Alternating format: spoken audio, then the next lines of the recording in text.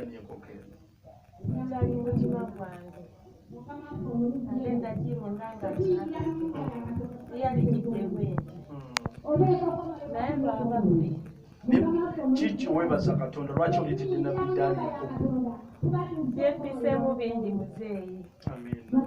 Lwakubeera nga ndi bugayavu okubeera nga ndi mukukola ki okusaba naye nga nayitira ku bingi naye era bwandaliddeko bingi.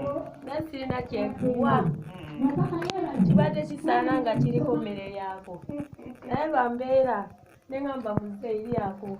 Amina. Kale jimpe. Kitiibwa kya Mukama. Twebaza Katonda olw'omukyalo ono aleese enkoko nga yeebaza Nabbi Bidani olw'omusabira obutakoowa.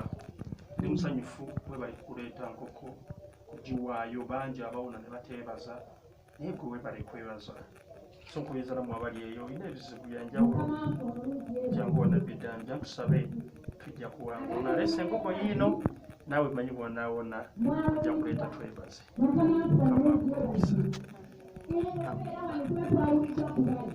Ekitiibwa nga kya Mukama.